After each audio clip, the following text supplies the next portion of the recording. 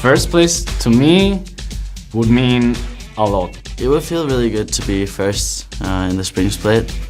It's my first split. Being number 1 in the regular season is already securing us a spot in LCS for the next one, but for now it seems to be playoffs are going to determine whether you're remembered as number 1 of a split or not. Winning the split would be really huge for us because that means we get to represent EU in the All-Stars, and also if we win the split it's the 3rd time we have won it, and that would make us like the best EU team for the last like 1.5 years, and it's really big deal for us to get to represent EU as the best. Going to All-Stars is a big step up for everyone in the team to show their skill in an international level, and it feels like we're so close to doing it, so I don't see a reason why we should stop here. If and when we do win, we are gonna go party hard, go crazy, and after that we are gonna practice hard for All-Stars. I would probably text to my family. It always is heartwarming to talk to the family because I don't meet them that much and I'm still only 17. So being away from the family is kind of tough at the same time. Well, if we're gonna win, I think we all deserve a well-needed vacation. Not together, but everyone for himself. Get a little rest. So yeah, I'm just gonna have a break and be ready for All-Stars, obviously. I really love winning for our fans because they have stuck with us through the rough period, like when we were 0-8. Nobody was gonna think that we are gonna win the split, but if we do it now, we have shown everyone wrong. It feels really good when you are reading all those comments, Fnatic sucks or stuff like this, or this team is not the best, and then you win it again. That's the best feeling, no? Because all that people don't say anything anymore. At the start we were kind of one of the lower bracket teams, and now we've raised and become a stronger team in the end, so I feel like doing that might establish us more as a bigger name in Europe. I think this season overall has made us a stronger team.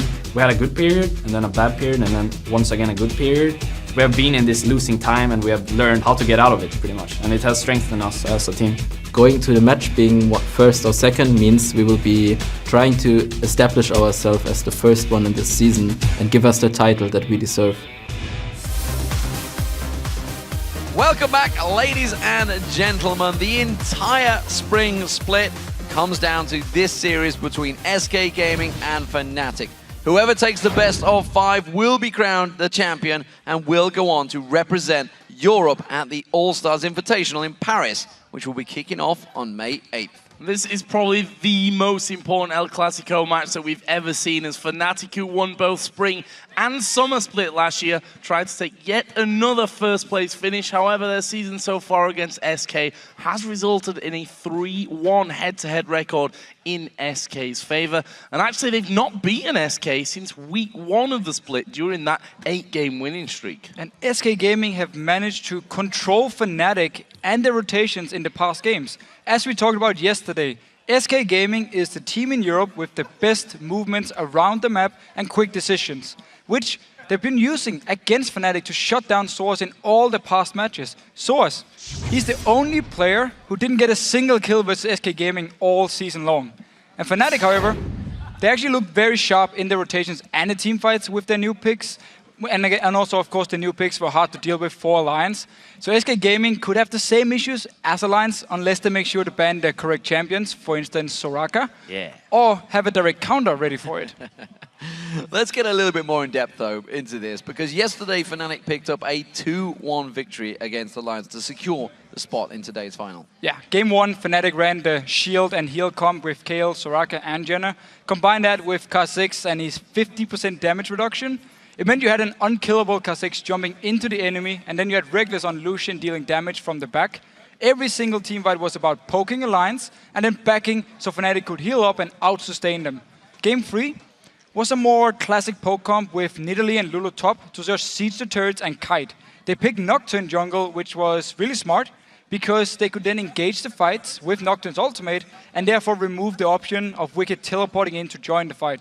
And the comp worked out perfectly for Fnatic. Once they started to siege, Alliance didn't have a single respond. And we have to talk, I think, about Fnatic's bottom lane. They were constantly winning the lane, and honestly, Rekkles showed some absolutely amazing solo plays. Yeah, Rekkles and YellOwStaR really showed up here in the playoffs. The laning phase has been strong, and the Game 3 performance by YellOwStaR and Morgana was perfect.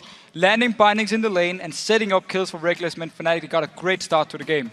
Rekkles himself, he just keeps playing consistently well in every single game. with a KD of 11.5 against Alliance and only dying twice in 3 games, he really has become the superstar of Fnatic and an AD carry you can always count on to perform. And as he mentioned himself, he's only 17. Yep. There is more to come from this guy. So let's talk about their opponents here, because SK Gaming, they ended up first in the spring split, and despite being destroyed in game 1 against Roccat, who we've just seen annihilate an Alliance yesterday, they also showed some great character to come back and win those next 2 games. The SK Gaming, they adapted after game 1, and they found the key to beating Roccat, or at least we thought the key to beat Roccat, by banning out Jax and Thresh, which, you know, it made Roccat look kind of weird because they didn't know what to do after game 1. The strong lane swaps and teamfight comp as well from SK Gaming meant Roccat never had an answer once they actually fell behind. And once again, SK looked great in the rotations and map control in the 2 games that they picked up for that victory. Yeah, so after a shaky period in the mid-game of game 2, SK Gaming took control of the map and then just showed great rotations to finish the match out. And they went into the 3rd game with the same plan, and this time they never gave Roccat a chance to come back after SK took 3 turrets in the lane swap. And we did see big issues for SK Gaming in game 1, as Svenskeren, he was shut down from the start by Rocket's late invade on the red buff. Jankers then, he managed to just follow Svenskeren around all game, and every time SK Gaming tried to do something, then Jankers would punish them. And without Svenskeren, the entire SK early game fell apart, and shutting him down could be one of the keys to victory for Fnatic here. Yeah, they're definitely going to be big players, despite the pressure of the number 1 and 2 teams in the European LCS facing each other in the championship game. These pros still have a lot of respect for one another. Both will look to come out strong and prove that they are the best team in Europe.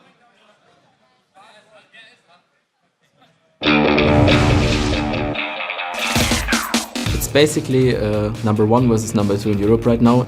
I think SK will be really motivated to win, because people are saying like, oh, SK is not even good, they are just good with team play or something. There is not one superstar of the team, like one guy who's shining over the other ones. The game against Fnatic is going to be quite tense for me since they're my old team, so I really want to win it.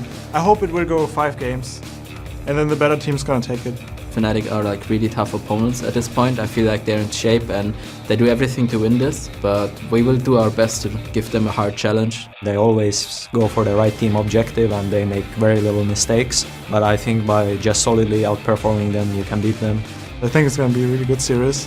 I'm actually really excited for it. Basically, we're just 1 game away from showing that SK is the real deal and the top team in Europe. Big words from nRated, and he has got a lot to prove, because this is his former team he's up against, and he, if anyone, is going to want a big victory here. Well, we've heard it from him in the last couple of videos that he's mentioned this "I used to play with them" kind of thing, and that puts a lot of pressure on him, I think, as a person as well. Of course, you want to beat the team that removed you from their roster. There's no doubt about that one. And he's also growing a little playoff goatee beard, which is so far doing well for him. And not quite as good as yours, though, Joe. Let's face it. Not. So let's check out those starting lineups. Over on the blue side, it is SK Gaming. That means Freddy's in the top lane, Svenskeren in the jungle, Jesiz in the mid lane, CandyPanda as AD carry, and nRated on support. And on the red side, it's Fnatic with sOAZ in the top lane, Cyanide in the jungle, xPeke in the mid lane, Rekkles the AD carry, and YellOwStaR the support. And the battle in the bottom lane, here is our featured matchup of the day. CandyPanda versus Rekkles. CandyPanda had another strong showing with nRated, but can they match up to Rekkles and YellOwStaR? Well, both players have been among the best AD carries in Europe this season, and they deserve all the praise they're getting. We have Rekkles with a KD of 11.5 against Alliance, and with an average CS of 81, that would have been pretty bad, 81 at 10 minutes. CandyPanda's numbers, they aren't as impressive, which is due to a poor game 1 by SK Gaming, and then of course lane swaps in both game 2 and game 3. Well, both AD carries have shown that they can hard carry games, and we see their teams cater their tactics to play around these 2 AD carries. Yeah, Fnatic often leaves Rekkles to just solo farm a lane, while YellOwStaR starts roaming around. Svenskeren as well, he puts a lot of focus on ganking the dual lane early to help CandyPanda get a good start. And it's a very strong tactic, as CandyPanda, he likes to play Twitch, he likes to play Payne, and where he can then split push if he gets ahead, because he'll become so strong. And coming into this game, I want to see both teams put a lot of focus on trying to shut down the other AD carry, simply to get the advantage. Well, we are about to get the first game underway. Picks and bans. what do we expect from these two teams? Because they've had some pretty wild tactics. Both actually can adapt and overcome quite easily. They're both proven it, because obviously Fnatic, they went 1-1, managed to come out. They did always have the lead in that game, though. SK Gaming, they had to adapt hard against Roccat. So the only ban I feel like is 100% should be Evelynn ban. Possibly from Fnatic. Svenskeren loves to play it, and they've actually banned out quite a lot also against Alliance here, so I would expect an Evelynn ban. Maybe Nidalee is going to be a ban too for one of the teams. Well, we see that the ban's already coming out from this one. Lulu, Leona, the first two bans here for SK Gaming. On the other side, Evelynn banned away. Don't want that invisible Eve running around and causing all kinds of problems for Fnatic. What are they going to go for next? If I look at Fnatic's last bans against SK, Nidalee, Lulu and Kha'Zix were the bans there. So already changing things up ever so slightly this time around. Ziggs, in fact, will be their second ban. So actually hitting also towards Jesiz in the mid lane here. Nidalee, of course, is the main pick for him. They could bait him into first pick it like we saw Roccat do yesterday, and then get two very strong picks for Fnatic and have some counter ready for the Nidalee here in the mid lane. Another thing actually to notice is Svenskeren on Kha'Zix been very, let's say, not too good earlier in the season. So I'm not sure if SK Gaming will actually first pick it if Fnatic leaves it open. It has been left open. Lucian and Nidalee were the final two bans, so SK Gaming with the first pick. Let's see which they will go. See Freddy on your screen. Discussions from him. It will seemingly be CandyPanda that's having a big discussion on this one. So I wonder if they're going to go for that AD carry to start. Or, well, like you said, whether they're going to first pick that Kha'Zix. It was such a big target for every team yesterday. Every single team except for SK Gaming. Yeah. They played it 2 times, I believe, during the season, and they lost both games. It didn't work for them. They said themselves, we need to fall back on our old picks, the things that work for us. Oh, wow. It seems, actually, they're not even going to first pick it, so Fnatic can then pick it up for Cyanide, and they're going to be very happy about this. That's an interesting choice here. Orianna as the first pick for SK Gaming. Now, we did, of course, see, or we have seen Orianna played quite a few times this season by Jesiz. Also a very neutral pick, I'm going to say, for a first mid lane pick. Yeah, you don't show too much, and he's very strong in the laning phase, so should be able to deal with no matter what champion xPeke will pick for the mid lane over here for Fnatic. And it's also showing maybe their, I wouldn't say lack of champions from Jesiz here, but the fact that 2 champions are banned away towards him and they actually first pick his mid laner. Normally you always see teams waiting with the likes of Orianna till late to see what else there's on the map.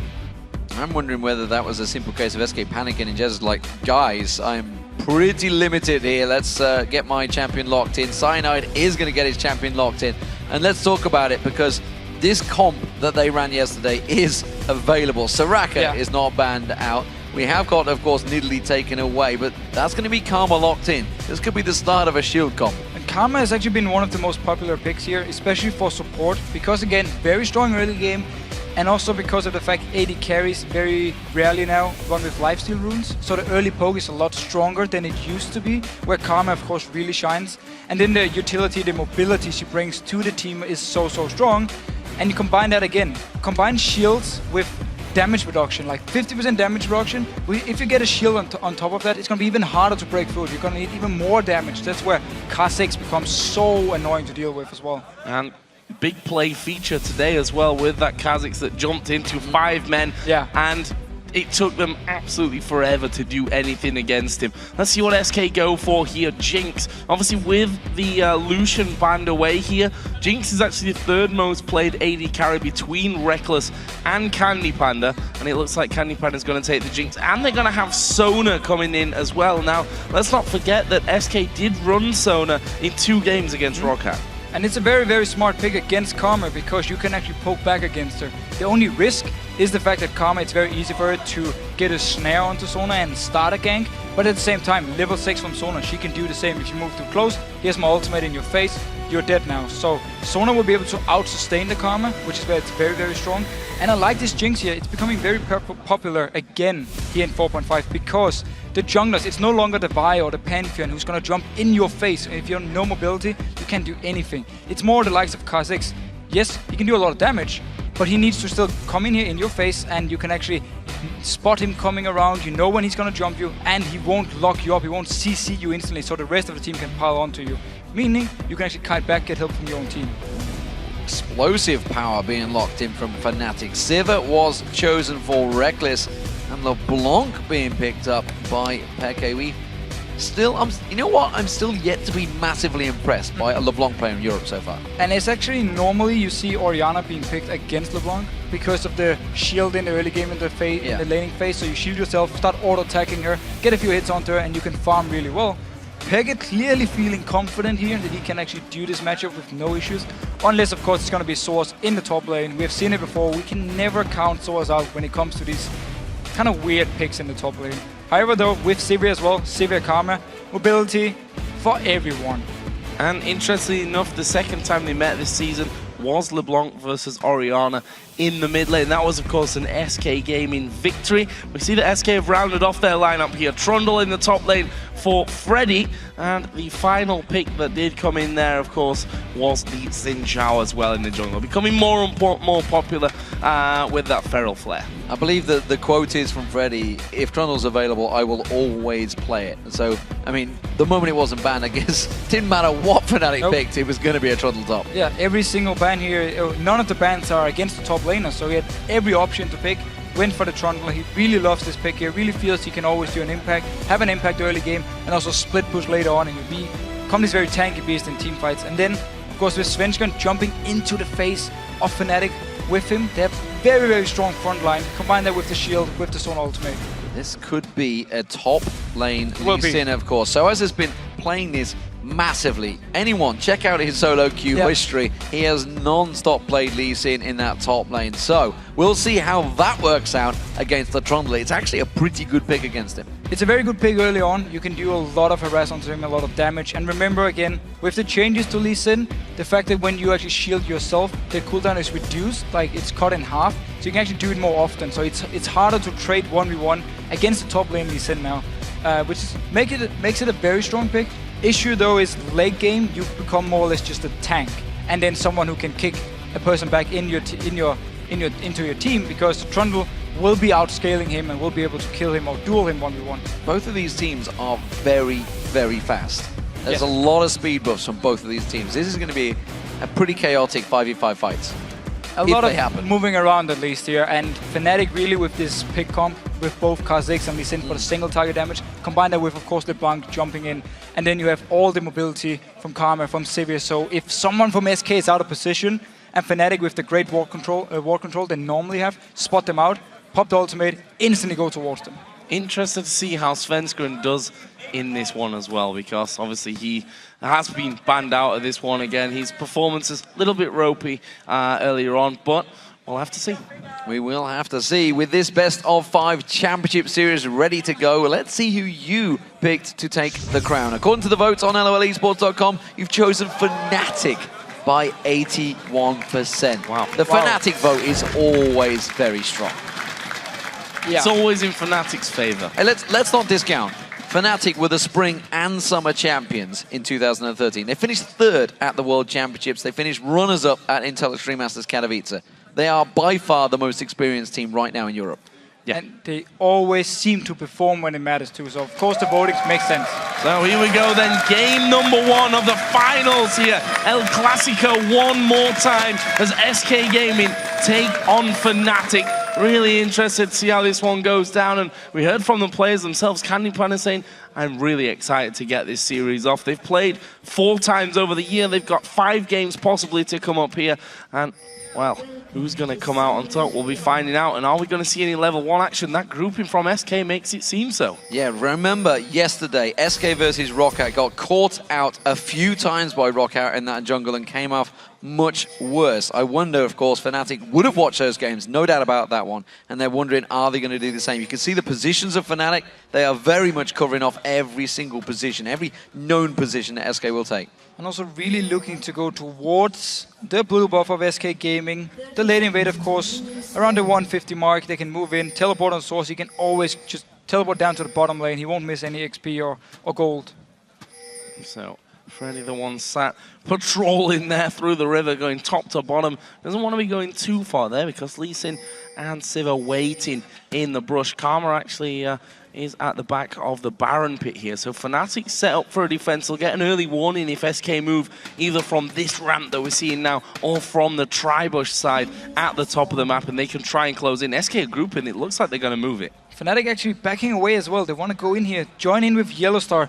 This could actually be a face check. Let's see if Fnatic can pick up an early kill onto SK Gaming. Here we go, ladies and gentlemen. Let's see who blinks first.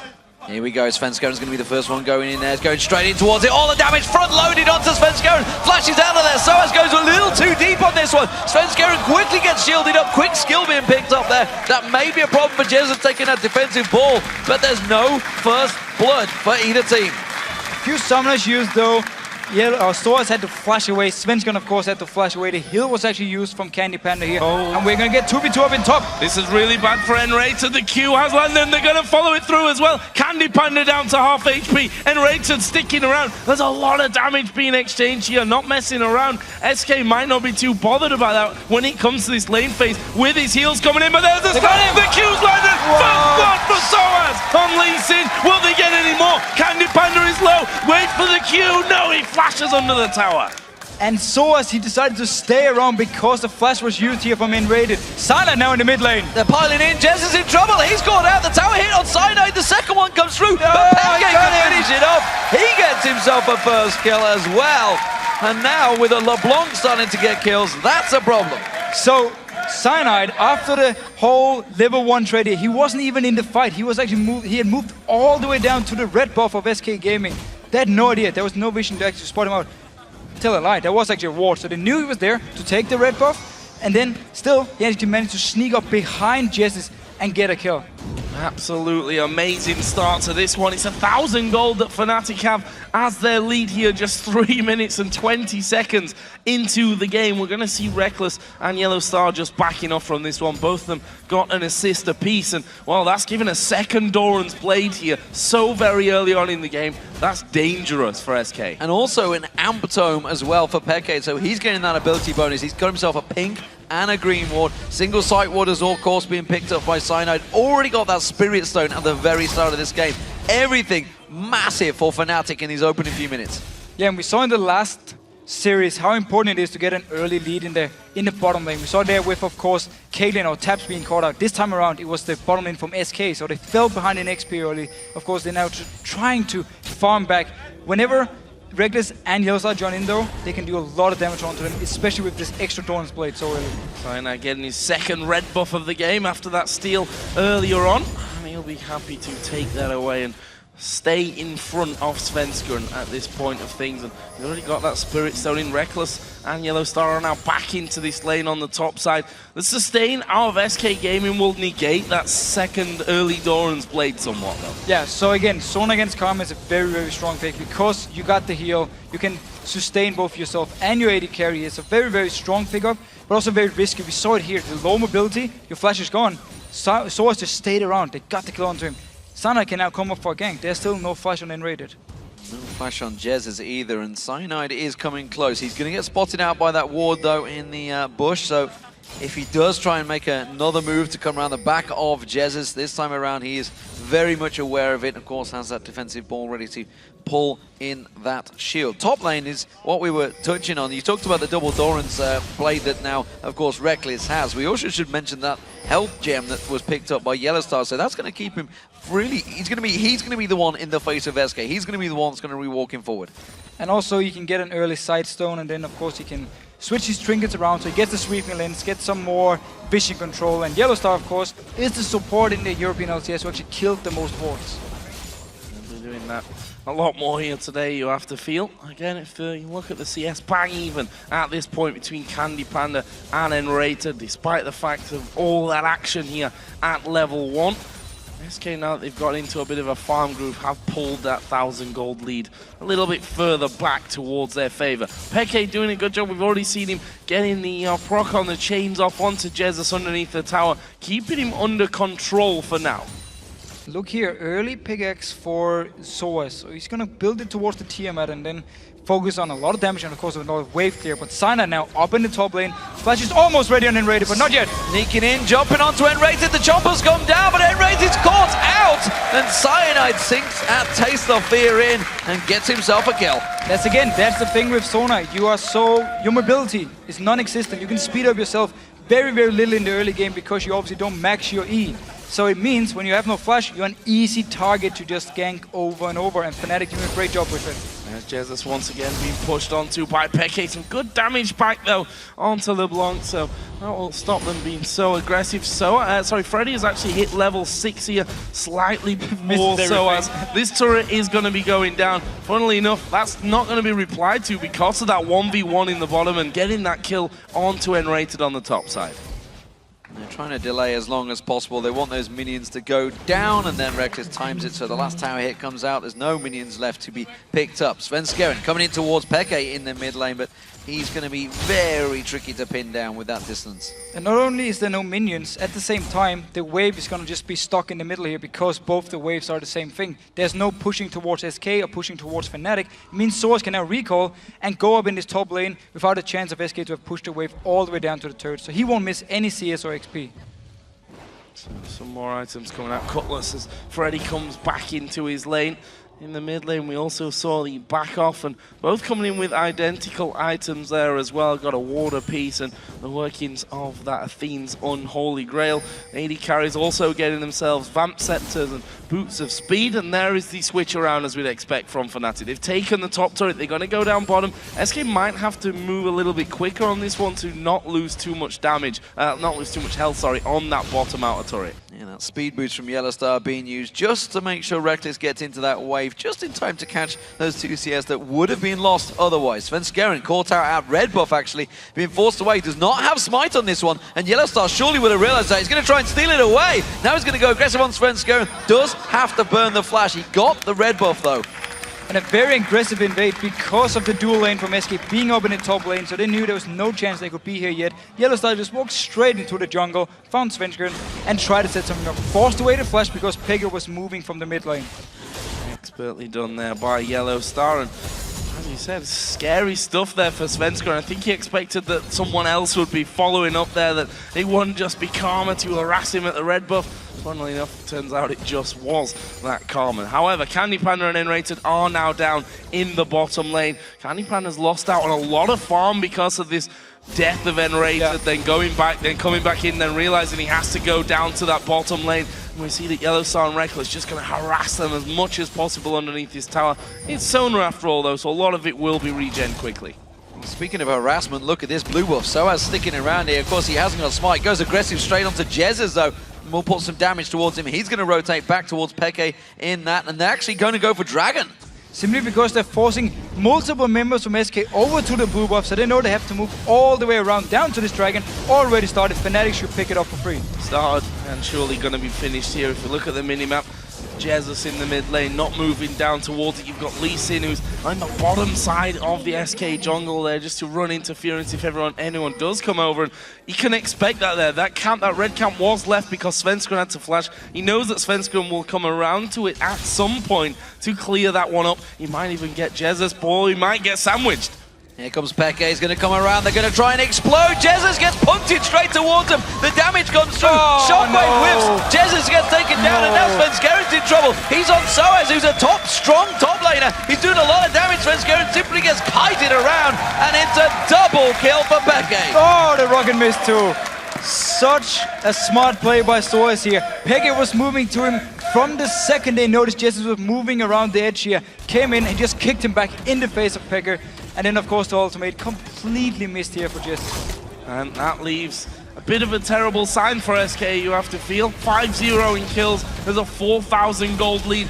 And you've got a 3-0-0 Leblanc. sOAZ actually taking a lot of damage from Freddy here. There is the pillar coming down. sOAZ, can he escape this one? In the end, Freddy decides not to chase again. No vision of anyone on that bottom side. Actually, they've got vision of everyone here because Fnatic have pushed that middle turret out with 2 men, and they'll take that middle turret as well. A simple rotation to bottom will surely give them a 3rd tower as well. Especially with Leblanc here, 3 early kills. When he goes back to shop with a lot of gold, he can join whatever lane he wants to and just pick up a kill. Going towards Jesiz. Peke Peke once again using that distortion, pouncing on, keeping Jesiz guessing every single time. Cyanide taking the blue buff away in his own jungle. We'll see Peke not wanting that one, it seems. And, well, I wonder whether they're going to rotate down towards this bottom lane. That's where I'm looking towards. That's what the next focus surely will be from Fnatic. There is one thing though. Up in the top lane, we just saw the duel between sOAZ and Freddy going heavily in favor of Freddy. So he should be able to just stay and split push throughout the entire game and always force one or two members of Fnatic to go up there and try and stop him. And that's the thing for SK Gaming. As long as Freddy does well 1v1, they will have the map pressure. Because then, whenever Fnatic moves up a member, they can go towards the Dragon, they can go towards the mid lane, maybe the bot lane. And when there's only three members from Fnatic or even less, then SK Gaming, even though they are behind, can try and set something up. Team map for sOAZ. Is he thinking, okay, I need to test Freddy again and see if I can fight him this time? Under the tower last time, that didn't work, and this will certainly help his cause if Cyanide can get in there. And Cyanide has gone through, not seen by any ward, and there is a stealth bug, gonna dive straight on top of Freddy, who tries to turn things around. The pillar does go down, and that blocked out Cyanide completely, but sOAZ here, gonna kick him back. Cyanide trying to run away. Freddy's gonna go down, you can't escape that one. One more will do it, and it is sOAZ that picks up the 6th kill of the game here for Fnatic. Yeah, very good reaction from Fnatic saying we need sOAZ to get ahead in this 1v1. So Cyanide moves up there, and you also see him just backing away from the kill, making sure sOAZ would get it so he becomes stronger.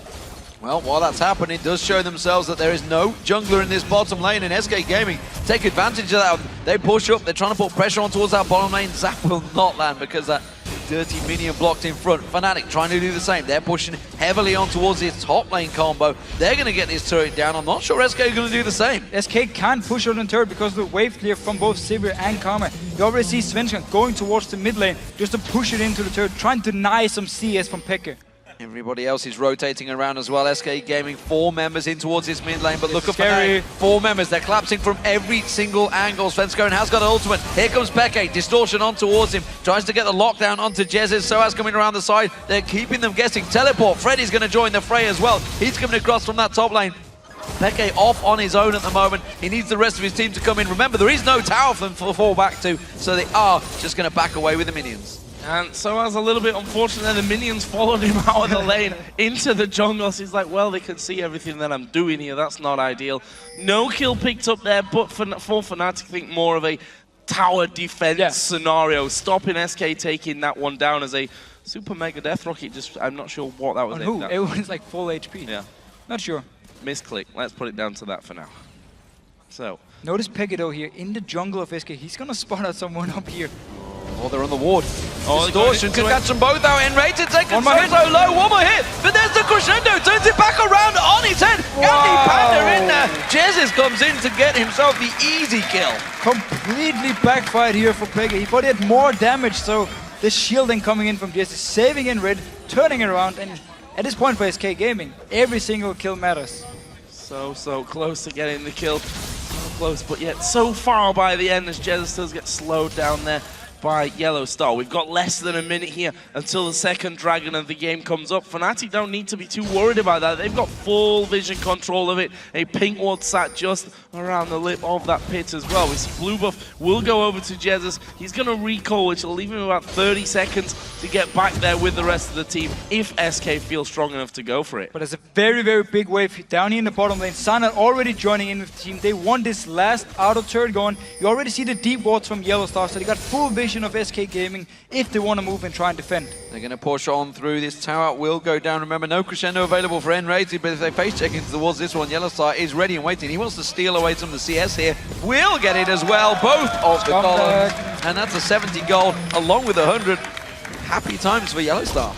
Very happy times, and now sOAZ actually doing a very good job against Freddy. Yeah, interesting fight. This one, Blade of the Ruin King is done for Freddy, and sOAZ says, okay, I've had enough of that fight. Kicks the troll back, and, well, just in perfect timing here for the Dragon. Tower taken by Fnatic. Got some deeper wards down in there as well. SK once again are going to be nowhere near this Dragon to have a go at it. Super Mega Death Rocket this time thrown out there and does a bit of damage, of course, but no one even remotely low enough for that to have an impact. Second Dragon of the game goes to Fnatic. And now expect to see Fnatic go into the jungle of SK and try and do what Peke was doing before. Wait around. wait for SK to push up the lanes and then try and collapse on them from behind, from the side, find this pick here, because pushing straight down onto SK Gaming with, of course, Orianna to try and wave there, it can be a little bit hard, it can be a little bit risky. They're not tanky enough to just dive onto SK yet, so they might want to find this pick first in the jungle, or if some of them SK overextends the lane, for instance, Freddy. Well, we'll see how it works out. SK Gaming have good vision control, as they always have done, honestly, in the games they've played, and Fnatic will be looking to try and do the same. YellOwStaR himself has, I think, bought the most wards in the entire European Killed the LCS. most, bought the most. He is the king of vision. You could say he's a visionary. Oh. Woo!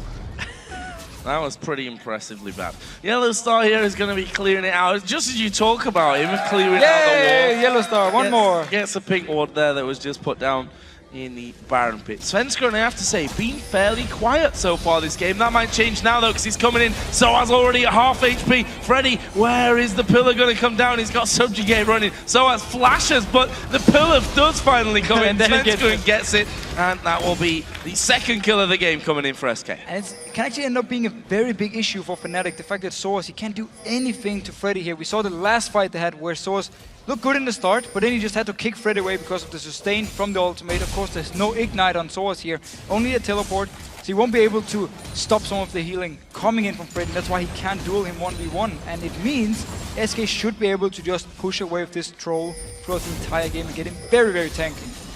So Fnatic are starting to let their gigantic advantage slide a bit. Let's not discount the fact they have a 5,000 gold advantage. They have that 4-2 turret advantage, and we are only 18 minutes into this game. Peke is now split pushing away from this one. CandyPanda is somewhat confident, considering he's got really no escape other than that flash here. He's quite happy to land that zap onto Peke. You need to remember, Peke decided to go for the Fiends and not the DFG here early on, so his instant burst is not as high, and that's why also he couldn't kill nRated before, actually, when he tried to get him here in the bush. So he's more focused on more damage in the team burst than just straight up instant burst to a target. This could be dangerous. SK gonna walk over that ward. That's a nice ward in position by Peke. We'll spot them early enough, and Fnatic using that opportunity to sneak another 3 men around here into that red buff brush. As it happens, no one actually moving out there, but they've scanned as well, so they know that they're not spotted at this point, and they're going to try and come in around the side. nRated in all sorts of trouble. Oh, the inner flame does not land, but Peke still goes in. Crescendo comes out. That stops him in the tracks. Freddy teleporting in from the top lane. That means Fnatic are going to evacuate, but that leaves actually sOAZ open in the top wave to push that inhibitor turret. Yeah, I'm not sure why Freddy didn't cancel his teleport here, because Fnatic had already disengaged away from SK. It means a lot of hits from sOAZ onto the turret here, and Fnatic can just try and keep multiple members from SK at this turret. We did see, however, Fnatic moving into the jungle, waiting for SK to just move away from the turrets, and then they collapsed in from the side here. But due to the flashes being up for both CandyPanda and nRated, they got into the turret. Decent little chunk of damage done by sOAZ in that top lane. The 4-man defense here of SK seems to have held Fnatic off right now, and Cyanide will be the one to go back to mid, push that lane further out. Of course, inner turret is still standing in that area of the map, and Svenskeren actually backing away. Peke really wants to keep that pressure going. They're going to try and clear out the vision as well that they saw SK put down just moments ago, and maybe even keep this up for another 2 minutes until that dragon comes in. Pressure is exactly what they are applying. Just look across the map. Oh, hello. No, they're not going to catch out sOAZ is, though, trying to protect off that blue buff. They're going to try and steal that one away. Cyanide is just over the hedge as well. He can jump straight in there. Has got those wings evolved now at level 11. May try and come in for the steal. There's the ward coverage. Do they fancy this one? No, I think they're going to let it go. Close. Sonic Wave nearly caught it out, but then while that was all happening, while SK invested so many resources into just getting the blue buff, they almost lost that middle turret. And it's been the story of the game, to be honest. Every single time SK wants to get a blue buff or something, they need to invest multiple members to try and get it, so Fnatic can just push elsewhere on the map or try and set a gang up somewhere else. Peke actually was waiting to the side. He was spotted. SK had already pinged him, but again, he returns to that bottom lane to keep that pressure going. Considering what we said in the pre-game here, SK in their games, and quite frankly, the second half of the season, maybe even a little bit earlier than that, they've been probably the best team at holding onto map control and rotating around. Fnatic playing them their own game at this stage. And one thing also to remember is SK in the start of the season always had very long games because they were so good at just defending, farming up. Even though they were 10, 15k behind, they could defend. And it's the same thing they want to try and do here, just farm up, extend the game by 10, 15, 20 minutes so they get 3 or 4 items on the key members, especially Jesiz on Orianna here. He needs to get his death cap, he needs to get the void stop before he can really start becoming a threat in the team fights. Yeah, it's a stark contrast, like Alex said, it's all about farming in that mid lane. Well, neither of these mid laners had chance to do that. They're having to rotate around the map and look for the farm. The rest of Fnatic are pushing on through. That dragon will be spawning in 7 seconds, which is why you see Rekkles and YellOwStaR heading straight down with the support of Cyanide. I'm not sure if SK are going to be in a position to do anything about this one either. Freddy doesn't have his teleport available. Looking like we will see the 3rd dragon of the game going Fnatic's way once again. Yeah, SK nowhere near that one. That's the dragon going to be going down then. And another chunk of gold to Fnatic. He's actually approaching 7,000 gold, the lead here. We've only just gone past that 20-minute mark as well. And we already saw the plan for Fnatic. Go in the jungle, wait for someone to overextend, and go in there. And in case, oh, Cyanide being caught out. Caught out with the crescendo and exploded where he stands. Svenskeren will be picking that kill up. And so far, so good. And SK Gaming, despite all this early pressure Fnatic had, have not really been pressured probably for the last 5 or 10 minutes. No, I think we can at least say 100% sure that SK know exactly what the plan for Fnatic was. That's why they've been doing a good job of not overextending, and this time around they were just waiting for someone to go in and ward. And now they also take the mid turret because nobody's there to defend. Well, except for YellOwStaR. Yeah. Also credit to SK there, I think. I mean, even despite this pressure from Fnatic, they've kept wards on their bottom side of the jungle. The top side of the jungle is not quite as much vision, but the bottom side certainly is, and now they're going to try and lock up Freddy here. There is a Subjugate going to be used against sOAZ, and also that Blade of the Ruin King to give him the movement speed, but will they finish him off? Rekkles is doing a lot of damage. sOAZ going decently low from this one, but it is going to be a kill. It will go to Rekkles. So Freddy pushing all the way up here. It was just a matter of time before we get punished for it. Yes, they got a kill onto Cyanide, but still the rest of Fnatic were in a good position at least to go up there and kill him. And SK Gaming, they took the mid turret, but they couldn't do anything else. They had to back off from there. So Freddy giving up a kill here and also using his flash, which can be very important for the next few minutes. Yeah, well, I think Freddy's proven that they have to 2v1 in there. Oh yeah, Game sure. was very close to taking down someone in a 2v1. He's only going to get stronger as well, which is a bit of a scary thing for Fnatic. Exactly, that's the thing. He's been able to duel swords for the entire game. So once SK gets some more farm, if they can get more farm, and the rest of the members can become stronger so they can actually fight against 2 or 3 or maybe even 4 members of Fnatic, then SK Gaming can take advantage of the fact that Freddy is so strong. Before that though, we're just going to see him push up to the wave, and if he goes too far, he's going to die again. Let's have a look at some of these items coming out here. Some 5k was done, in fact, for Freddy the last time he went home after dying.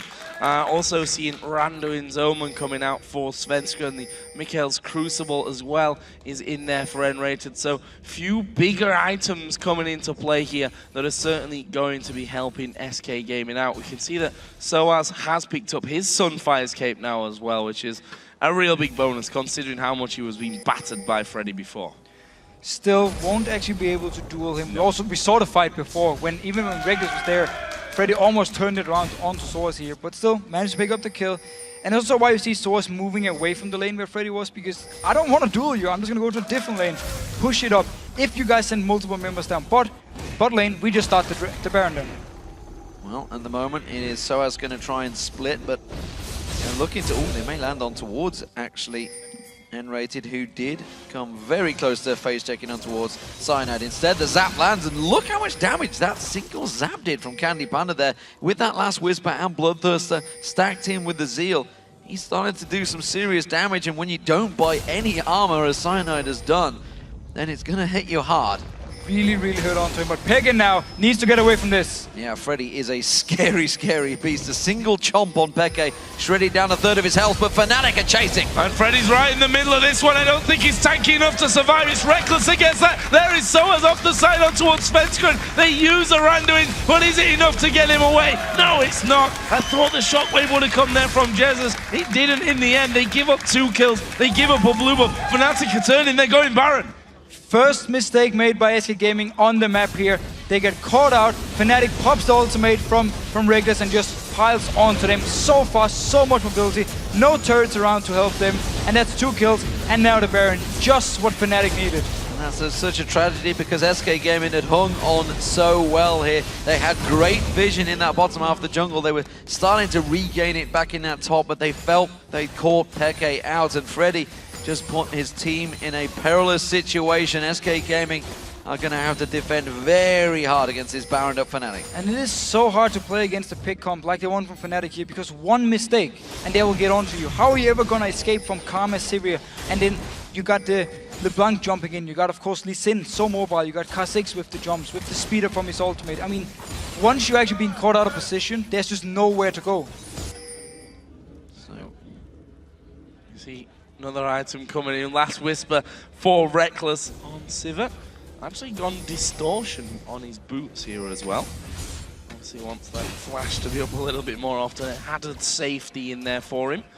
Also, here in 4.5, it gives, I believe it's like 30% movement speed in 2 seconds. And Svenskeren is taking a lot of damage. Yeah, locked up. Crucible actually used there onto him, which gave him that heal, of course, and removed the chains effect. Didn't have vision in the bush, which is why they didn't chase on that one. Now Peke fancies it. He comes around once again, gets another poke, trying to bait out that crescendo. Was not used this time around. Dragon is up in 30 seconds. Peke continuing to try and find his targets, continuing to poke down SK Gaming while the rest of the team take down the inner turret. And it is, of course, 20% movement speed for 1 second you get by upgrading your boots here from Rekkles' side when he actually flashes. So just even more mobility for him and the team. Especially when you got the heal in there as well. Yeah. He's gonna, if you have to use both, you're gonna be speeding away from that. Oh god, you're gonna be so fast. You're gonna be quick, especially if his ult is running, especially if Karma's there. Yeah, Karma's there as well. He's just flashing across the map. We've got 5 seconds here until Dragon comes back up. And, well, that was a lie. That was a lie. Those 5 seconds passed faster than any 5 seconds of my life so far. Either way, goes down. 4 Dragons, the single Baron, all to Fnatic. Those big money objectives in their favor. 6-3 in turrets, 9-3 in kills. The gold lead is over 10,000 now. Really been controlling the objectives so well from Fnatic's side. Never gave SK a chance to get on to the objective here. Yes, SK tried to ward up their own jungle and avoid being caught up by Fnatic. Gotta give them the credit at least, but Fnatic been doing such a good job just denying everything else and always also fighting for red buffs and blue buffs, putting SK in bad situations. Well, I mean, it all began obviously from that level 1 fight, yes. that level 1 error. SK simply getting caught out, giving up 2 kills. Actually, although to be fair, Peke's kill was a well-worked gank from Cyanide and Peke, and of course the top lane was down to sOAZ sticking around, but Fnatic have never really given up this advantage again then. Never, and again, when you get such a good start, you force summoners in the lane and you get a first blood up there, and at the same time your mid laner gets an early kill. You just need to push the advantage, and that's what they did. They sent Cyanide back up to the top lane to get another kill when there was no flash on nRated. And also, cut this onto Rekkles, he's gonna build a player through King and be even faster. SK are trying to set a trap of their own. We saw Alliance do this yesterday against Fnatic, and Cyanide jumped in. We saw how that went, but Cyanide did leap headfirst into it and spring it. Ooh, YellOwStaR is very close going down there. Check it first. Nope. Nope, not going to check it. There's a crescendo used, but he uses a Mikhails. Is like, no, you're not going to have me from this one. Good shockwave, though. Gets 3 men. Super Mega Death Rocket as well as CandyPanda finishes off YellOwStaR. They're having to fight Freddy from the backside. sOAZ actually diving real deep in the middle. Now Peke comes around to help the team out. They lose 1 man here, not picking up any kills of their own. Very, very scary combo though from Fnatic, or from SK, sorry, when they use the shockwave and then followed by the rocket from CandyPanda here, picking up a kill for them. YellOwStaR probably should have checked the bush before he actually decided to walk down. Yeah, face checking is the best not done at this level of play, especially 30 minutes into a game. And wise play though from SK. They waited a long time for that one, and they got their reward. They only got a support kill though. And you see Svenskeren clearing out that ward, and SK not falling for it the second time, making sure that bush is very much covered off. And the thing for Fnatic is they don't actually have to do anything for the next few minutes. They can wait for the Baron to respawn, set it up, force SK out of the base, and then try and get an open team fight. Because now SK is just defending at the turrets. And we talked earlier about how it's very hard for Fnatic to dive onto a turret when there is the likes of Orianna, of course, Sona ultimate. If you get locked down under a turret here, at this point of the game, it's going to be very, very scary. Also due to the fact, well, okay, there's quite a lot of armor now on the sOAZ. He will be able to tank it, but the rest of the members won't. If only YellOwStaR had a scrying orb. Check that brush before ending up going down to it. We'll see though. I think they're not too worried about that single kill. It's not something that you want to make a habit of though, constantly giving things away. As we get back to that split push, it's 3 men in the top lane, Leblanc in the mid and Lee Sin down bottom. We'll see where the pressure finally breaks this one. Still 1 minute and 40 till the Baron actually comes up as Rekkles. Gonna take a bit of damage there from Freddy, but already fairly far behind that steps line. And Freddy, he's still pretty tech heavy. Obviously he was singled out last time to go down, but at the end of the day it takes 3 or 4 people at this point to really focus him to kill him. I mean, Freddy's been playing so well the entire game, actually. He was always the one where Fnatic had issues dealing with him, had to send multiple members to kill him, while the rest of SK was the target for Fnatic because they could get around them and get onto them. SK Gaming, as we mentioned, are very good at delaying games, and they are trying their best against Fnatic here. This is the grand finals, remember, of the championships for the spring split playoffs. This is a best of 5, which is why you see the 0-0 at the top there. We have potentially 4 more games to go after this one. As it stands, Fnatic looking very strong. They have that 13,000 gold lead after a great start. It's actually a habit that Fnatic have started to get into. They get that very good early game start that they manage to turn into a lead, and it does put pressure on your opposition when you go that 1-0 down. Okay, actually just stealing away the red buff there. Got a blue already. And Fnatic, I think, buying a bit of time here because the big boys coming up next. Baron in just 20 seconds time. They have full vision control. Yeah. SK's not going to contest. SK's not been near that for quite a while. Not that far out of their base. They don't have to. They're so far behind in gold. They just need to wait in their base. Whenever minions come down, farm them, work towards your items. Look at Jesiz, for instance. He actually got Death Cap and Void Staff now. So he's becoming very, very scary. His Shockwave is going to start hurting a lot, making it even harder for Fnatic to try and close out the game. Unless, of course, they can do the same thing as they did earlier, where they catch SK out of a position. Yeah, the rocket came out there from CandyPanda. They know that Fnatic picked up that Baron. They're going to have full vision of them heading towards that top wave of CandyPanda actually goes down the bottom. He's going to have to recall pretty quickly because that top inhibitor turret has already taken a touch of damage, and Fnatic are moving in full force. Not messing around from this one. SK actually having to rotate over for that one. CandyPanda nowhere near though, so Fnatic are fast enough they could have a bit of a 4v5 here. In the end though, no. Orianna clears out pretty much the entire first wave of minions. Next one is going to be made short work of, and some good damage there onto Cyanide as well. And this could be the problem for Fnatic if SK sit in this exact position just on the steps. How do you get through it? No, that's the thing. You need to catch someone out of position from SK, or you just need to say, we're going to dive 5 members straight onto you. And like sOAZ goes in first, kicks back CandyPanda into your team, and you just blow him up. There's no flash onto him, so they could have done it here. But SK, again, just staying around to defend. And we have to remember, damage-wise, Jinx versus Sivir, late game, Jinx wins out.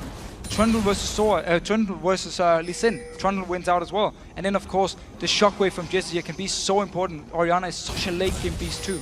Well, we see Peke getting a tiny couple of shots on towards that mid turret. Keeps being an annoyance every time he comes in, distorts his wound. sOAZ has now cleared out that bottom lane that CandyPanda had pushed in to try and delay this Baron as long as possible, which is obviously Freddy now going down there. The rest of SK, though, are doing a grand job. They've got good wave clear to keep all of these minions at bay. It's going to be a matter of time, though. Fnatic slowly but surely chipping down the turrets. Yeah, that bottom lane, not quite the easiest one. I think possibly the hardest one to go into. They're going to go for Jesiz. sOAZ goes in there, but the minions blocking him from getting the Q off and traveling that far out. But Peke did get some good damage in there. Can they now open things up for that turret push? The problem is that those minions go down so very quickly. There they go diving towards Freddy once again. Jane's gonna leash him up half of his health, and actually ultimate used there by Peke.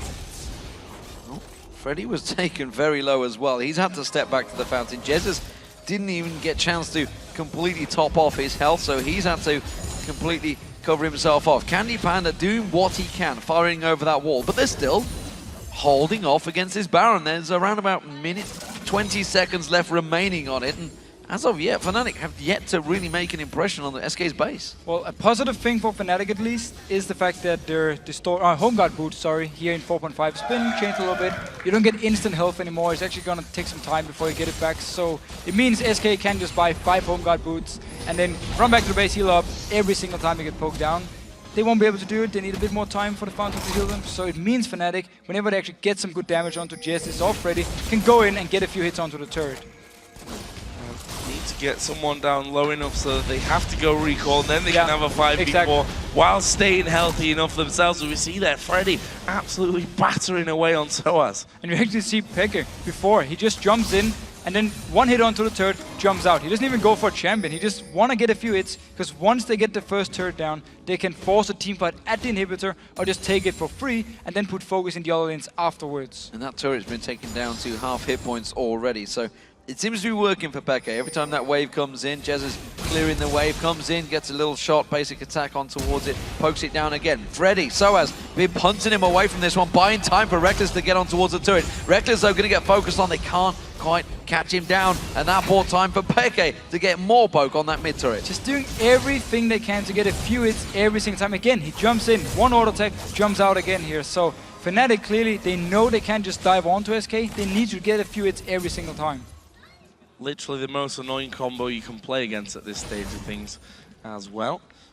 Again, sOAZ going to come in. That's a Banshee's Veil on CandyPanda though, so even if you connect, it's not really going to do all that much to you. Fnatic must be sat on quite a lot of gold here. Yeah, everyone is pretty much over 2,000 gold, so a lot to spend as finally they do some damage back here onto xPeke and Rekkles. That Baron buff, of course, has now ran off Fnatic. That may be a signal to start to back away and spend some of that gold. It means, at least for Fnatic's side, it's going to be harder for them to do what they're doing now, because they don't have the Baron buff to heal them back up. xPeke, he's going to stay around his HP for a while now, so if you want to jump in again, take a few hits in the face, then afterwards he actually needs to go back to the base. So it's been working at least to get a few hits on the turret, but it's not been enough for Fnatic. Well, Fnatic have that gigantic gold lead. You can see it's what, 18,000 gold, but when 10,000 of that gold is sat in your bag, it's not being made use of. They're all sitting on around about 2k, so Fnatic really need to, I think, step away from this siege for now.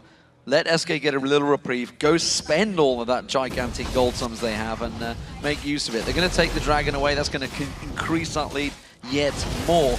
But SK still are holding on. That middle turret, though, is only going to take a concerted effort from Fnatic, I feel, to take it down now. It just requires 1 or 2 seconds where SK is out of position, and then Rekkles or xPeke can go in or together, get the last few hits onto this turret, kill it, and then go in towards the inhibitor. And SK Gaming, I don't think they've stepped out of the base for the last possibly like 15 minutes. No, and I don't think they're going to for the next 15 either. I mean, there's literally nothing outside of the base for them to really go for right now. Did see that dragon finally go down. Took a little while for Cyanide to finish off, but they have finally started spending all that gold there from before. So let me run you through those items. Banshee's Veil for Lee Sin, along with a Ruby Sightstone that he picked up there. DFG now for xPeke. We've also got the Guardian Angel on Cyanide. Double Randuins in the team. Like, if they're ever going to dive, this is probably the point. This is the time at least, and Jesiz really needs to get his Banshees, otherwise if he's standing there defending against xPeke, he can get blown up instantly. Like, there's no Zhonyas, he needs to get the Banshees completed. Should have it soon though. I think he's been farming for quite a while here, and once he actually picks it up, he can avoid being just one-shotted by xPeke. Well, surprise, surprise, Baron spawning in 20 seconds. Fnatic are ready and waiting to capitalize on that third Baron of the game. And SK, as you rightly pointed out, do not plan on leaving this base anytime soon. They're happy to hold on, happy to stretch this game out, happy to try and get their champions fed as possible. But you can see they're behind in levels, every single member behind in levels. They're literally not moving. Nope, dancing around as well from Svenskeren. Looks very nice. And meanwhile, a Baron is being taken. Baron being taken. Had a quick peek at the player cameras behind you. SK just chatting away, not really got hands on keyboards right now. They know exactly what Fnatic are doing, of course. Baron going down, the third Baron of the game. Fnatic have had all 5 dragons as well. Oh, CandyPanda. Stepping out of the comfort zone there, went a little bit down that bottom lane, but he's going to be swiftly moving back into position. But will Fnatic try and capitalize on that. Well, it looked like they had moved forward to have a go at something, but in the end, well, they don't find that opening. And they're stood on wards right now, so SK, I have to give them credit. They're getting a couple of wards outside the base so they could see the exact rotations that Fnatic were going to do between the top and the middle lanes. Sona's getting a little bit deep, but he'll just safeguard straight out. Big wave in the top. This is it, surely. Peke gonna get some attack onto this one. It's leaving that mid lane exposed. Jesiz gets a big burst of damage down on him. Ignite was used this time around. That tower going very, very low. sOAZ continuing to keep the damage down. There's the 3-talent strike. Freddy's gonna get dropped. You can see Cyanide jumping in. One more cleave. sOAZ gets the kill on towards him. Svenskeren in trouble. Crescendo comes out, stops sOAZ. Cyanide now has to back out. He has got that Guardian Angel, remember, but the second inhibitor turret will fall, and Fnatic now have exposed the SK base like a can opener. That surely is it here. I thought that as well when they came in. Guardian Angels in there as well. We're going to see the teleport actually coming in from sOAZ. He went back to heal himself up and they moved straight in. Shockwave actually at the back, but the Nexus turret's already been focused here. Fnatic, not sure why they're not going for the second one in there at this point. Cyanide pretty low, but still has his Guardian Angel here. That's a dead troll up on the top side as they go in on towards Peke. He's going to get his passive pop, but they go back in. Svenskeren goes down. sOAZ gets that one. There's another one for sOAZ. Double kill on that front, and now they can finally turn. They've broken the defense from SK Gaming, and it's Fnatic that take game number 1 here in the championship match. It took them 42 minutes to finally take them down. It's the advantage they had from the very start of this game, where they got those 2 early kills in the top and middle lane, and they held on to that advantage the whole way through. Credit to SK Gaming, they held on very well. They've proven that throughout the entire season, but it is Fnatic with game 1. Very safe play by Fnatic. Didn't want to just try and dive onto SK Gaming, even though they were so far ahead. Actually just stayed around, got a few hits, kept doing it. I believe they got like 3 Barons before they actually broke through the defense, got in, got the turrets down, and then could take. And you can understand it from SK's side. Realistically, outside of those turrets, they were never going to be able to win a fight. So they sit back and they hope to God that Fnatic make a wrong decision, that they get caught out, that they can snipe someone low HP off and then maybe push back a little bit. But I think the game at that point was too far gone anyway. I mean, what they needed that perfect combo. They almost got it when they were sitting in the bush. You know, the crescendo, the shockwave, and then you could see the Mega Death Rocket coming across. And they have to get a kill on CandyPanda so he can get excited, so he can start running around and mowing people down. That's all they were really holding for. They waited in the bush. They could do it once. They only got 1 kill out of it, and that wasn't really enough to capitalize. And that was also the reason Fnatic didn't just group up 5 members and say, we're just going to dive straight on that you. again. Nope, we're just going to split up in all the lanes and just poke away a little bit. One of you guys will make a mistake at some point. We saw Jesiz going up there, no Banshees yet. Peke jumped onto him, forced him back. Freddy came up there and tried to defend, stayed for too long. He died, and from there on and out, it was just turret and turret, and they could just finish the game. Yeah, I mean, as soon as you lose Freddy, then you know that you're not going to be able to defend that one. He was by far and away the tankiest of them all. Just want to look down some of the scores here. 5-1-4 for sOAZ, padding his stats a little bit there at the end with that double kill.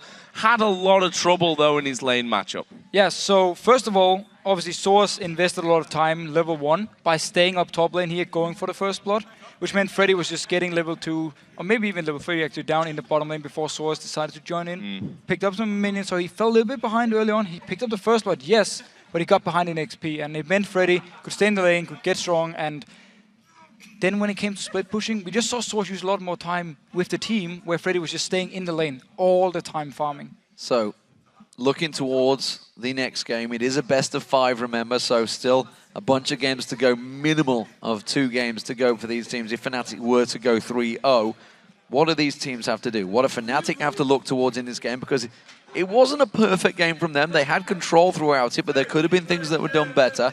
And what do SK do to stop themselves getting in this situation in the first place? Well, first of all, Fnatic, pick-wise, don't have to change anything. It's a very strong comp they were playing here. So much mobility, moving around. Every single time we saw them, whenever SK was out of position, pop the ultimates, catch on to them, get the kills. So, very, very strong comp by Fnatic. Didn't even use the Soraka, which we saw yesterday. Can, of course, be a pick they can pull out here. SK, well, first of all, they need to make sure the level 1s are actually working properly for them. Because it was an issue. It was the whole thing that started, like, it just went wrong from level 1 from them. And then with sOAZ, I mean, sOAZ staying in the top lane, getting the kill onto nRated. if the level 1 was different, if it's just been a standard level 1, nothing happened there, it could be a completely different game because the Sona and the Jinx lane was actually very strong against Karma and against the, I believe it was Sivir. So they could have, if there's standard lanes, you know, no summoners being blown in level 1, it could have been a completely different game. Well, we'll see if it works out, whether they do pick in towards that. For now, though, we are going to check over to Shox and Youngbuck, who have joined us, being joined by Alliance's Froggen. Thank you very much, D-Man. Indeed, Froggen has joined us here as well to analyze the games that are coming up here still today. The very first game, Fnatic coming out very strong versus SK Gaming. Taking it back to the beginning, if we analyze the comps and maybe the pick strategy they went for, a first lock-in Orianna for SK Gaming. What did you make of that? I did not expect Orianna first pick, but they wanted to have a farm-heavy champion that does good in almost every situation, and they had a solid plan with picking Jinx and then going for the 2 versus 1. And Fnatic's comps is a bit out of meta. I don't think it's actually the way you're supposed to play in this meta because they had a pick composition. And I think SK, they could basically just push down the turrets and then they could group mid and siege against Fnatic's pick comp, and I think they would have done really well, but that didn't happen. Indeed, that didn't happen because level 1, a lot of skirmishes there. sOAZ got a kill and xPeke got a kill. Tell me, you're a Trundle versus a Lee Sin, and then the Lee Sin eventually comes up in your lane and he already has a kill, but as a Trundle, you could push a little, so how does that match up then? I think the most important thing about that level 1 was that SK wanted to have a 2 versus 2 lane with the Sona against Karma. And SK read Fnatic that they wanted to lane swap, especially when sOAZ hovered over Vladimir to play into the Trundle, but eventually went for Lee Sin. Lee Sin isn't that great against Trundle, but he's very good in lane swap. So SK read Fnatic like an open book. But then the reaction of Fnatic, and especially sOAZ, it just shows so much confidence and so much teamwork that he stayed into the top lane to get those kills. Most top laners would have just teleported to the bot lane. And after those kills, I also have to give huge props to Cyanide, because not only did he get a great kill in the mid lane, but he also used the fact that nRated didn't have flash anymore to just seal the deal for Rekkles and YellOwStaR to dominate that lane. So all those lanes were going well, and then in the mid lane, you said first, well, if they go into lane now, the Orianna versus Leblanc, xPeke leveled up his E, I believe, so he wouldn't have had a good time, but then he got a kill. So how did that lane match up after that? Yeah, I don't think Jesiz controlled his wave very well at level 1, and that resulted in Cyanide level 2 ganking because xPeke just leveled up after skilling E without getting punished at all when Jesiz started with his shield, and I think he could have punished Peke way harder, and he should never die to the level 2 gank. So a very explosive start. We were in for a great game, and then everything kind of slowed down. What was the reason? Did Fnatic not push through when they could, or was it just impossible for them? It was mainly because of Fnatic's composition. Like, they had pretty much no poke. They have a comp where they need to get picks, and then they need to transfer that into objectives, which they did very well. But then you saw them being like 15 and 18k ahead. SK is basically going AFK in their base. If Fnatic gets a free Baron, it doesn't matter. They get like 1k damage onto the mid turret, and that's the only thing they ever make of that Baron. And they climb another 5k gold ahead before the other Baron happens. And SK is still AFK in their base. They just went AFK for 10-15 minutes because they have a comp that can just clean. And if Fnatic ever tries to dive them 5 versus 5 with a pick composition, they're not going to do that well. So Fnatic didn't want to risk that, and that resulted in a very slow game. A slow mid-game indeed, and Youngbuck, if you were playing that Trundle, we did see that when he went head-to-head with Lee Sin, it did work out fine. And even if you had teleport, there was just nothing you're able to do if you're caught inside your own base. Is there anything you can do? Well, Trundle is pretty good against Lee Sin, so I actually hope that Fnatic either bans the Trundle, because I think that it's a very comfort pick for Freddy, or they leave it open and pick a heavy counter into it like Vladimir. Okay, when we're going to the next game, then you said that Fnatic's comp, it worked in this case because they got pretty far ahead in the early game, but it won't necessarily work next. What do you feel that SK can pick or can ban that they can't do this again? I'm not sure. It depends on the Fnatic players. Like, they all have very high versatility in the champion pools. Like, they can pretty much play every champion in their role, so it depends on what kind of composition they want to go for. Yeah, because yesterday we saw versus Roccat that SK made adjustments immediately. They banned out 2 champions that Roccat was very good at. Do you think you can do the same versus Fnatic? You can just target 3 bans now on this game, or is Fnatic a team that you can't just do that against? Fnatic has too big of champion pools on all their lanes, and SK is now thinking, what are we going to give them and what are we getting in return? They do have the last pen, so they can pretty much predict what Fnatic is going to first pick and what they want to get in return. So maybe the champion select for SK might be stronger, they might have a stronger level 1 as well. Froggen, who do you call it for game 2? I would say Fnatic. Fnatic, Youngbuck. Fnatic. All right. Thank you very much, guys. We're going to go over to you guys at home because today, of course, we asked you on Twitter to tweet @LolEsports which European LCS player had the biggest influence on your own playstyle this split and why. And here's what you had to say. The first one is from @SugarD's. Biggest influence on me has to be amazing. To this day, I still can't get that insect fake to kick in high priority targets. You play with amazing. You know how good he is. Yeah, having his Lee Sin on the team is just so great. You feel so free in your lanes. He puts pressure everywhere, and he makes plays when it matters. Absolutely does. Second one is from @AdamP1998. Rekkles, he taught me how playing safe and farming it up can let you carry games as much as kills can. And well, we actually didn't see that big of an influence here now because they didn't need to, but we know how good of a player Rekkles is. Yeah, Rekkles is extremely good. He can play pretty much all the champions, and he knows how to play the different champions.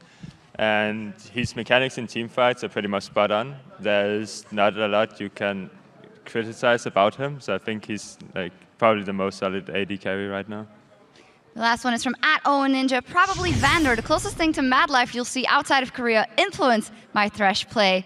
That are hard words. Do you think he's the same level as Mad Life as we have here in Europe? So I've played with Mad Life multiple times. Both with and against them, and he kind of plays the same style because he's Morgana binding and his fresh hooks. He is really good at knowing when he needs to throw them, and usually if he misses a fresh hook or Morgana binding, it's because it's more like a zoning tool then that forces them into the direction Vander walks them to walk into his team. And that's like either you get hit or you're getting zoned into his own team, so you pretty much have to flash it no matter what. And Mad Life is doing the exact same thing, so it's a bit like Mad Life style, but probably not as good as him. Probably not as good, but still getting compared to him, not bad. Thank you guys for those, and remember, you can keep the conversation live on Twitter throughout this championship series by using that hashtag LCS. Now we'll take a brief break from the action, but stay close because we'll be right back with the second game between Fnatic and SK Gaming where anything can still happen. And remember, the LCS playoff action continues Friday in North America, and here's a closer look at what to expect from the teams on the other side of the pond.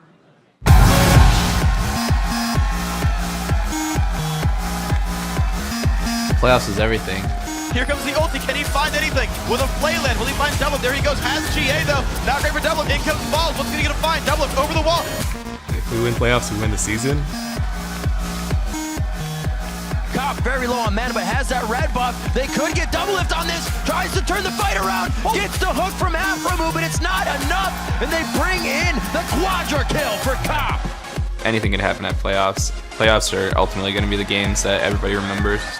Dude, like he's got the trifecta of items, and now he's dead! That's all it takes. God. Shifter finds the kill over the wall. We're just like really close. We're just not quite there yet. Special flash is over. Dyrus makes it in with Dragon's Descent. He's able to get one, but they turn it down. Great triple kill from Wild Turtle. We're really hoping that we win this. He looks for Cop. Tibbers is there. Golden Glue, QW, Quadra. Only Bunny Fufu alive.